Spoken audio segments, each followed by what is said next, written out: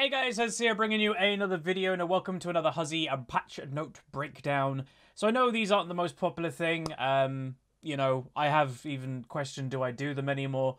So what I say, if you do enjoy these and you want me to continue doing them, because yeah, I'm on the fence if I continue, just throw a like, throw a comment, and hopefully that will help the video do a bit better. But yeah, so we're doing PatchNote breakdown for this patch at least because there's quite a lot that's happened. So I thought we may as well kind of go over it, because there's actually one thing that I think, again, shows the power of the community, because a lot of people have always said, you know, Riot does their own thing, they don't listen to the feedback and stuff. Well, this patch completely just kind of debunks that. You know, it's been debunked for ages. Like, Reddit, back in the day, used to have, like, this list of, like, Riot need to do this, and then one by one, Riot was getting rid of them. So we'll go over what that is in a bit. But anyway, we've got some over on the right, so it just shows what's going to be. So champions, simple changes, items, runes, bounties, ability, proc, consistency, ranked, high-end frame rate cap, mission tracker, lever buster, and some other new things. So quite a lot. Kayle. So Kayle, surprisingly, is incredibly strong. In the higher rating you go, and that's the kind of weird thing. I might have mentioned it in the recent Kayle video. It depends what rating you are is going to probably determine whether you think Kayle is strong or not. If you're low rating, I'd wager you probably think she's quite weak. If you're high rating, you probably think she's quite overpowered. And it's because, again, everyone knows in high rating what she is. She's a champion that doesn't really do anything pre-level 11. You know, level 6 you can start doing a bit more. You can actually start winning trades to some champions at level 6 with the true damage. You've just got to be confident that you're going to do damage. But level 11 is where it's at. Obviously, level 16 is where it's really at. But yeah, it's been quite divisive, the champions. So they're actually nerfing. So yeah, they are nerfing stuff. Her base... her attack damage growth. So every single time you level up in League of Legends, your champion has a growth rate of every single stat. And her growth rate of attack damage is going down by 0.5. And then her attack speed growth is also going down by 0.5. Her default adaptive damage, however, is changing to attack damage. So what does that mean? So you know when you're in runes and you're clicking, like some runes have adaptive damage, or some even items in League of Legends have adaptive damage. What adaptive damage is, it will change whatever damage it's giving you or stat it's giving you depending what it deems your champion's main stat is. So for a mage, it'll give ability power. For a bruiser, it'll give attack damage. Kayle's default was set to ability power. So even in those runes, you know, the 3 different rune little things that you can pick at the bottom right of the rune pages, when you pick adaptive damage there, which you only picked one, I think, because you pick attack speed as the first one, it was giving you ability power. That's not useful for lane phase. So what they've done is gone, we're going to give you attack damage, which is a big help for lane phase. Helps with last hitting, helps with trading, because obviously ability power is pretty weak in the early game. Ability power scales into late game. So this is just a more or less a direct buff for her lane phase. And then also recommended items include Ginsu's Rage Blade and Blade of the Ruined King. So they are actually buffing, even though there are nerfs to the attack damage, because of how the adaptive damage works, it's actually a buff to AD Kayle. And I definitely see AD Kayle being viable. I know the guy that made Kayle said in testing that AD Kayle was, if, you know, very similar, if the same success as AP Kayle. And maybe that's just the way you got to play Kayle at the moment is AD. But then W is being changed. So it was 10% per ability power, which is the base movement speed. That's being nerfed to 8% per ability power. And then the decay is also running straight away. So you're going to get the movement speed decay straight away. It's no longer waiting after 0.25 seconds. So it's a buff with a tiny nerf, but overall probably a little bit of a buff. Her E... so the cast time was 0.25 seconds, is now identical to Kayle's basic attack wind-up. That, to me, is going to be a big difference. I played a bit of the new Kayle, you know, nothing crazy, because, you know, I was just kind of waiting until they did some changes for me to properly play her. So I probably have put about 4 to 5 games on her. And the E always felt really weird. The way that I could describe it is when you cast E, it was like you're casting like a fishing line, that your auto attack took so long, and that explains it because the cast time of your E, which was just an auto attack buff, was 0.25 seconds. Now you press E and your next auto attack, boom, it goes off instantly. That's going to be a pretty big deal because there has been several times that either I've been playing Kayle or I've been playing against them, they actually cancel the auto attack on the E, because they are waiting for it to wind up and go, oh god, I need to run instead of doing this, and then they don't get it off. So now that it's basically instantaneous with the E and the auto attack, I think that's going to be a big quality of life change. So a big complaint also was Kayle was her skins are not special at all, and I definitely agree. Aetherwing, I think, was the biggest one, that it really just looked bad, and it was a legendary skin, so Riot, again, when we said, listen to feedback, this isn't even the one that I was talking about, but this is another example of it. The community was like, Riot, WTF, the skins look terrible, where's different particle effects? And they did it, so there you go. I will say the weird thing about Kayle is that some of these skins are unavailable. You can't get Judgment. I think Judgment was a Season 2 reward for playing 10 ranked games. So obviously I've got that on my main account, I've got it on the Smurf, because that just has everything. So you can't get that. Silver Kayle was one of those, if you buy the limited edition of League of Legends in its physical edition, which is over there on the wall, you got that, I think. So again, I've got that on the Smurf account because it unlocks everything. But again, they're updating these, even though the percentage of players that are going to actually have them, very low, but it's appreciated. But yeah, that's good. Neeko. So Neeko, it's very controversial. There are some people that love the new way to play her, and there's some people that hate it. The weird thing for me, and what people, like, again, there's been some confusion, I'm actually fine with AD Neeko. The reason why I'm fine with it is because it doesn't seem... I don't know, it just doesn't seem cheesy to me because it's just auto-attacking. I don't know what it is. Like, if you put Victor in top lane and made him rush Iceborne Gauntlet, yeah, I was like, oh, that's cheesy. Or Tank Karma in top lane, that's cheesy. But when you're putting Neeko in an AD carry position, and she's not building Mage, because I've never liked mages in bot lane, she's just building, like, AD carry attack speed. I'm like, I don't mind it. Like, I don't know, it's weird. I know there's probably, like, a slight contradiction there, but I can't explain it. Like, I'm okay with it. I would say it's on the stronger side, because when one champion is designed to do one thing and then they're going to be doing something else, it obviously leads to an array of different possibilities. Like, think of, she's an AD carry that obviously has a stealth, and I obviously know Vayne has got a stealth, Kai'Sa's got a stealth, but it's like, it's a stealth that obviously puts a decoy out so people can get confused. She's got an ultimate that does like all that stuff that it does. She's got a root, like she's got a lot of stuff for a AD carry. Like for a mage, she has a lot of stuff. For an AD carry, she's got an insane amount of stuff because her auto attacks are doing the damage and her spells are giving her so much utility. So that's the only thing I would say. I think Riot need to decide what they want that champion to be. If they want her to become an actual AD carry, I'm okay with that. I think that's pretty cool because she's very unique and she's like a mage AD carry, and I think that would be kind of nice. I don't think there's anything in the slot of AD carry that is really she's near. I guess Kog'Maw might be the closest. But I think it's cool that she's AD carry, but obviously if they want to make her AD carry in the long term, I do think they need to remove some of her mage capabilities. But then some people that play mage Neeko be like, what about us? So again, it's a tricky situation. But anyway, attack speed growth has been increased. W no longer procs twice in a row at very high attack speeds. So that is also why Neeko was godlike in the late game if people didn't know. So her W, if I'm not mistaken, every third auto attack or something like that was supposed to do the bonus damage with the W auto. But then it turned out that if you bought, I think it was Rage Blade, and then with the amount of attack speed that you got, it kind of like bugged out and was just doing the W like bonus damage nearly every single auto attack. And it was like, huh. And you're doing like 500 bonus damage with that W, by the way. So it was a lot of damage. So its attack speed's gone up a little bit because they did nerf it, and then they fixed the bug that makes it not do W twice. So again, I think she's still around.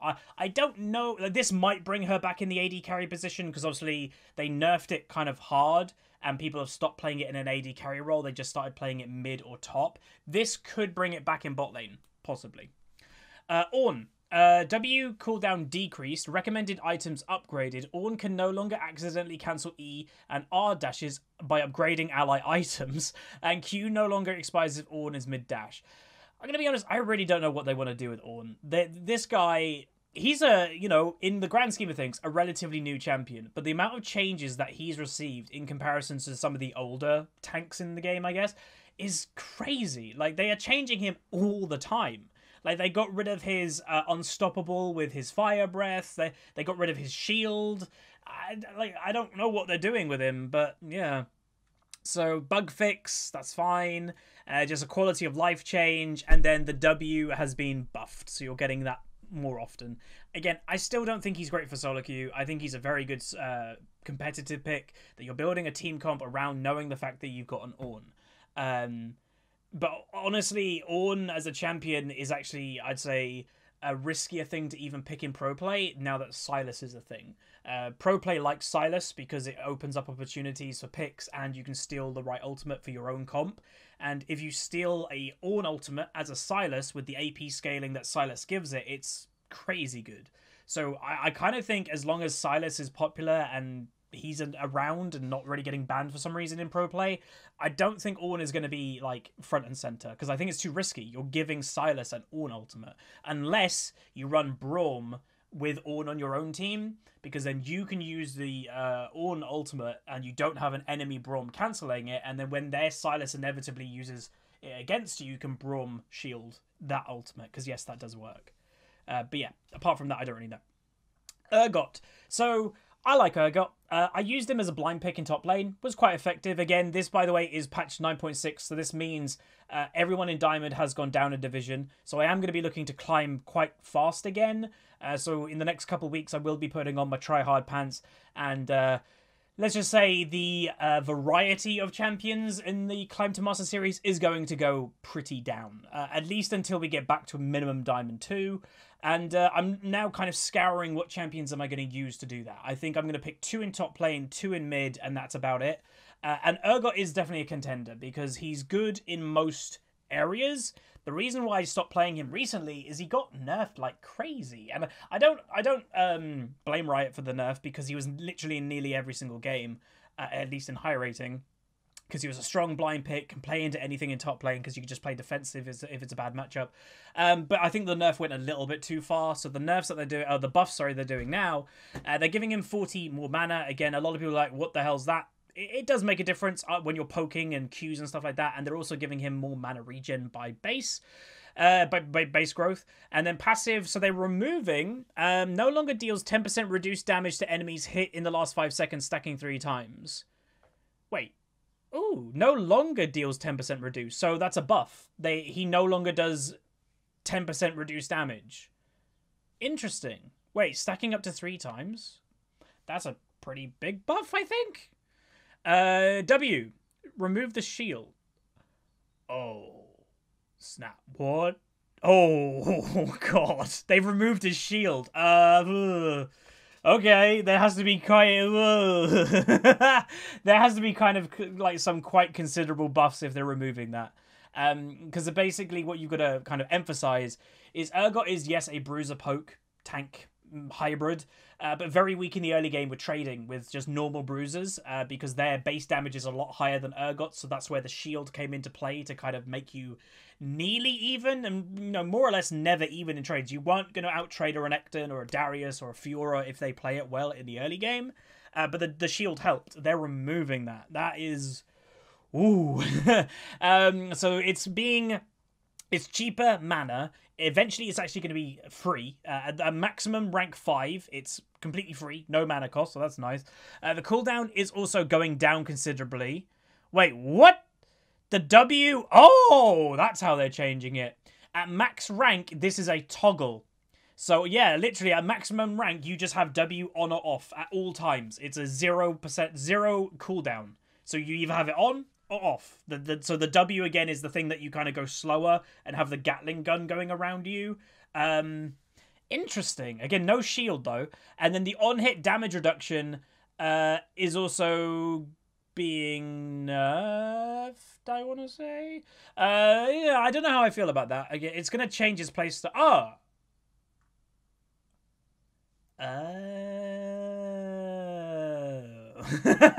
See, this is why I like doing patch note videos, and this is also why I don't like doing the PBE, because I get to have this kind of reaction all the time.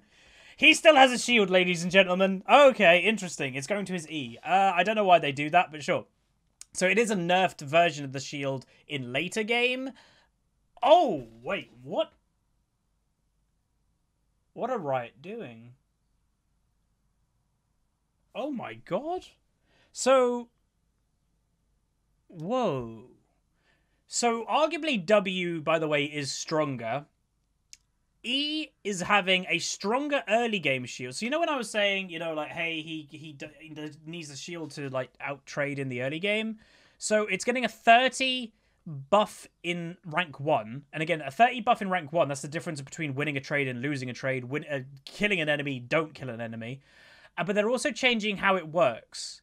No, they're not. Never mind. It's just a buff. So before it did a 15% bonus health, plus what, you know, with your shield, it's also now doing a giving you extra health per 0.1.5 bonus attack damage you have. Whoa. Okay, so obviously Black Cleaver is the rush that you normally do on Urgot, but that's going to actually help your shield as well. Furthermore, the E damage has been buffed just in general, because early game it's doing more damage, but it now has better scaling. So by the time it gets to the numbers that it's technically got nerfed, you're going to have more attack damage for the scaling. The cooldown has also been buffed in the early game, nerfed in the late game, but that's fine. And the mana cost that's a nerf, so it's going to cost more. But again, don't be surprised it's costing more. Why? Because this is costing less. That's costing more. This is costing less to eventually be 0 cost. Whoa. And then ultimate. Oh my god, it's getting nearly 1,000 range buff. So to put it in perspective, what's 1,000 range? Think of a Caitlyn with rapid fire cannon. More or less that's 1,000 but range-ish. So that's a considerable range buff. That's more snipes with your ultimate. The cast time has gone up, however, so it's going to take a little bit longer. And the damage has also been buffed. Like the flat damage. Obviously, it's still a execute, but it does also do damage when it lands on somebody too. And sometimes that's the difference between getting them into the execute amount. Whoa, dude, I want to play Urgot. I'm very interested in this, because this could be too strong. Huh. Oh my god, that is really interesting. So again, like I mentioned, I am going to be narrowing the champion pool to champions that I believe I can climb with pretty quick. Urgot is good. Again, he's going to have a different playstyle a little bit, but wow, okay, that's made me very interested. Holy moly. And I will say, by the way, if I was an Urgot main in this, I'd be really annoyed, because again, you were really strong, you got nerfed, you're now getting potentially overbuffed, but your playstyle is being changed slightly, and I actually predict Urgot's going to be a pick ban. So again, if these Urgot one tricks, they're probably never going to get their champion, because it's even going to get banned or picked, and inevitably this might get nerfed. So rip Urgot one tricks, I guess. Simple changes. Aatrox. Aatrox now pulls targets even when they're on target. Oh, when they're untargetable. Passive no longer cancels when reviving. Why is that a thing? I'm sorry. Okay. So Aatrox now. So if what I can see this being is, if say you W a target, but then they become unstoppable. Or untargetable, sorry, it will still then pull them back. Where I'm guessing before you hit the W, they're chained, they're about to get boinked back, but they do something to get untargetable, and then they won't get boinked back. So does that mean that if someone... Ooh, if you press W on somebody, they flash away, then Zonya or something, does that mean they get boinked back? I don't know. That's interesting to me. Obviously, they've got to be within that square of the chain, but still. The Aatrox bug fix, passive no longer removed when reviving. Okay, cool. There you go. Caitlyn, R damage buffed. 50 damage buff. That's, you know, considerable. Again, when you play Caitlyn and you're like, oh my god, they just didn't die with my ultimate. Well, now they're dead. You know, that's the difference. W... Pretty considerable buff, actually, for Nav, for Mega Form. That's only a Mega Form buff for his stun, but it's now a flat 7 seconds, which it used to be at maximum rank, but now it's all the time, it's 7. Hecarim Q-stacks correctly and increased damage, so that's a buff to the old horsey boy. Ivan, W more quickly, empowers Ivan's attacks when he enters a brush. Again, are we surprised that there's an Ivan buff with a skin upcoming? No. Jace, health-related base damage decrease, sorry, yeah. I was expecting some Jace nerfs. I've been using Jace, he's really good. He kind of took the position of Urgot for me. So I was playing Urgot, he got nerfed, I played Jace. Very similar, he's more damage, Urgot's more tank, but yeah. So a 16 health decrease at rank 1. Or level 1. Health growth has gone down by 5. Regen of health has gone down by 5. No, 1.5. And the health... So it's basically just being less oppressive in top lane. Like, have less health, be more squishy, and also regen less. Again, that's fine. Like, that... To me, that's fine for Jace. To me, like, arguably, he was a little bit too strong with being... tanky when he should just be a full damage dealer. So yeah, that's cool. Leblanc, Q damage decrease, so a 0.1 ratio nerf to Q. Armor on Nautilus has been increased, passive cooldown decrease. I can't remember the last time we've really seen Nautilus.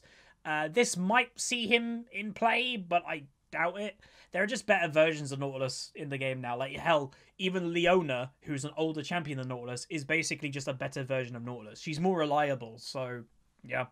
Rek'Sai, R cooldown increase late, ratio decrease. So yeah, we've been expecting these nerfs for a while. Rek'Sai has been very strong, even with like the new Conqueror. So the cooldown has been nerfed by, it's the same in the early game, but a 20-second nerf in late game at level 16, and the R cooldown has also been nerfed a little bit. Nothing major, but a little bit. Q damage by Shen has been increased, so a buff to Shen. Could see some play. I do like Shen, but again, not a very good solo queue pick. For Shen to work in solo queue, you've got to trust your teammates. They've got to trust you. You know, it's happened so many times, even to me in Diamond when playing Shen. I'm ulting in, and my teammate like flashes away from the fight. It's like, oh, come on. It does happen. So again, I wouldn't recommend Shen. He is fun though, but play him if you want to.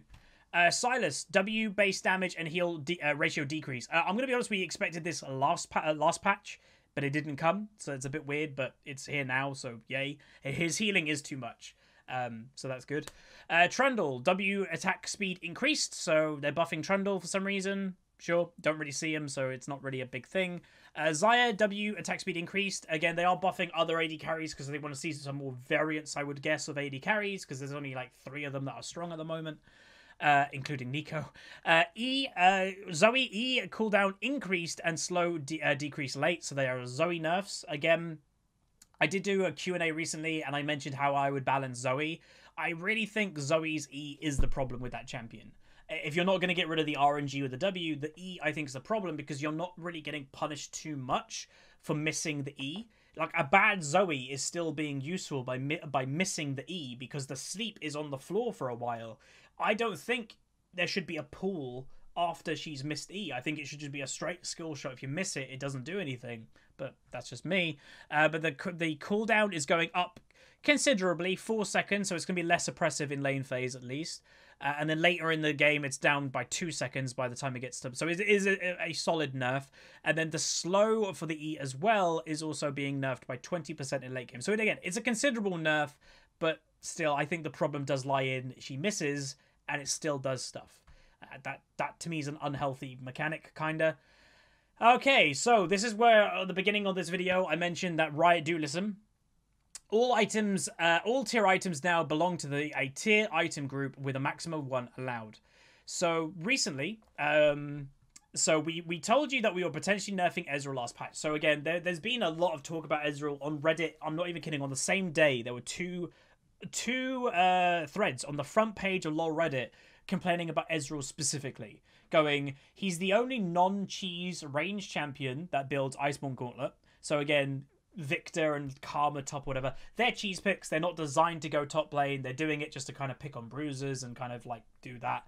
But Ezreal is like the only range champion that would legitimately build it that isn't a cheese pick. Why is that a thing? And then also, he's basically the only champion in the game now that buys Muramana. And obviously with his stacking, that you can get Muramana and Seraphs, Ezreal's very strong, and he has the only item build in the game that does that. So why is a champion having such a unique item build? Why is that possible for only one champion? It's questionable. And again, I will say Ezreal as a champion has been more or less a item-breaking champion throughout the history of League. He is arguably, and I'd probably very confidently say, the champion that has made items get nerfed the most. There was a Spirit of the Elder Lizard jungle item that Ezreal was building. There's been cases over the years that randomly Ezreal just starts buying this stuff.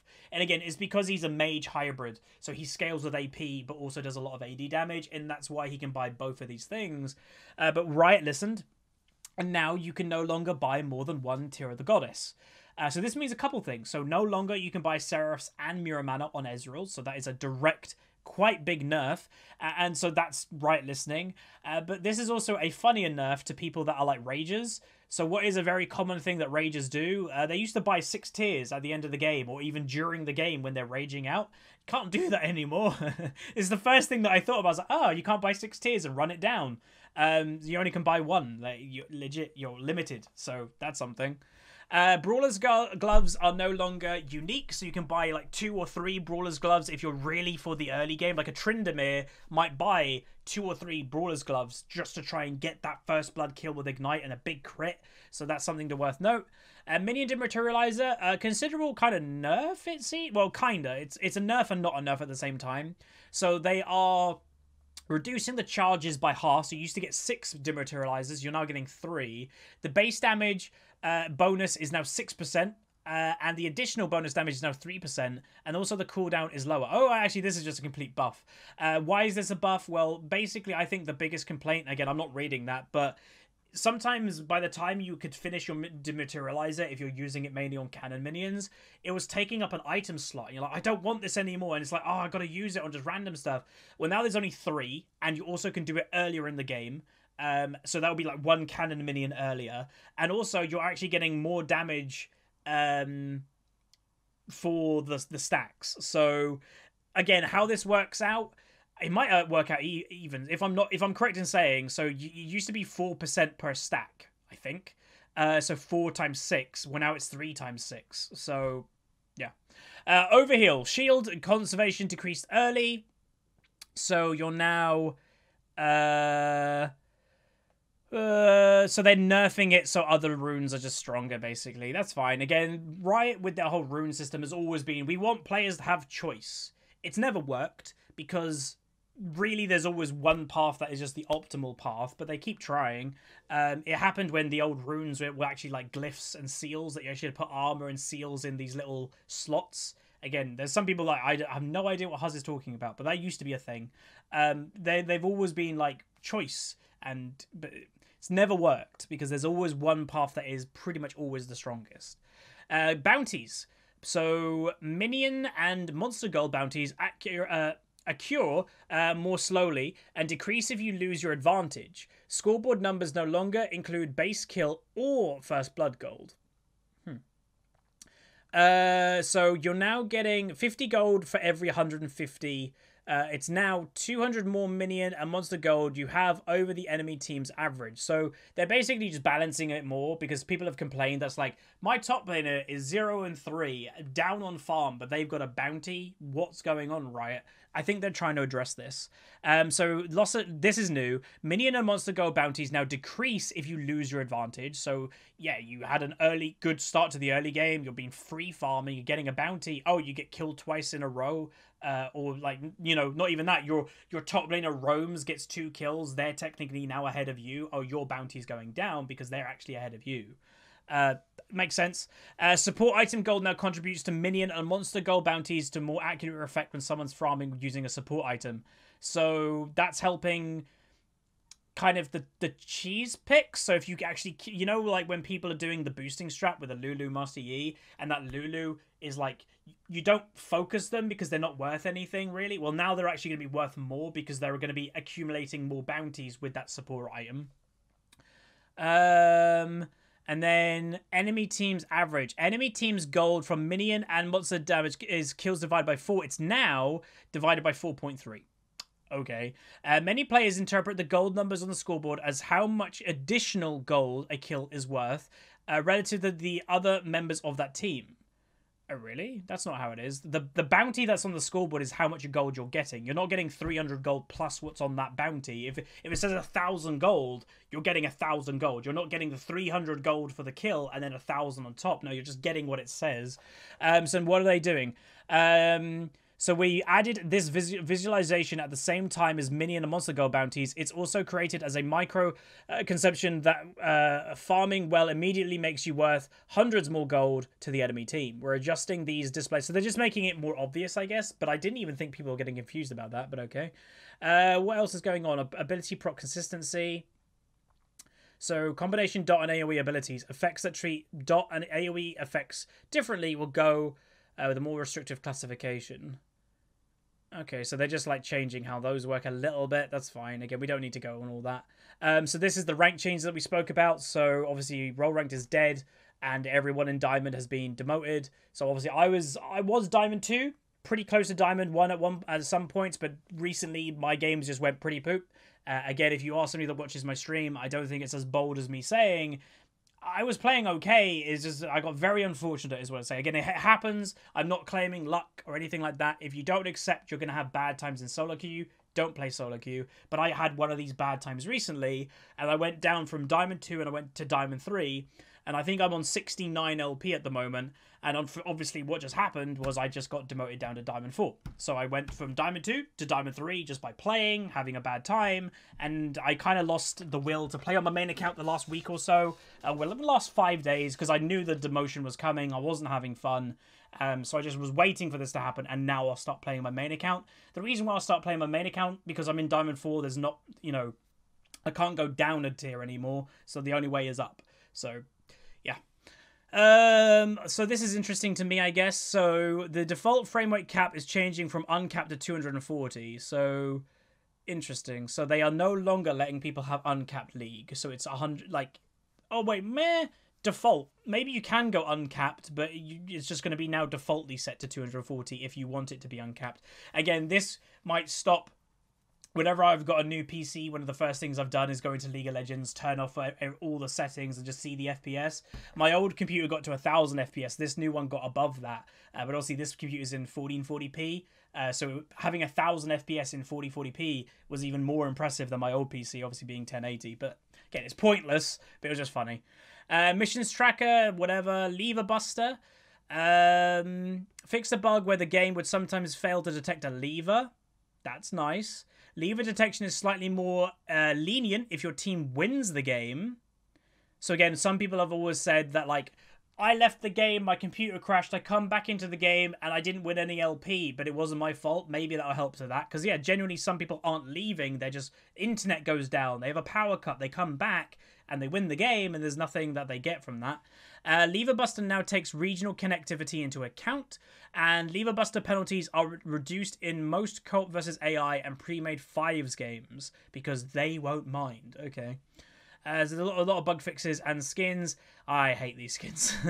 I think these skins are pretty bad. Again, I don't like when, like, real world things are merging with League. I hate Pugmore. It looks out of place, and we're basically getting that looks completely out of place. And again, I'll get them because I'm a skin collector, but I'm just not a big fan. But anyway, that's going to be it. Hopefully you guys enjoyed. Again, quite some changes. The biggest thing for me is the Ezreal nerfs. The Kale changes I might try out. Nico, I might give it another go.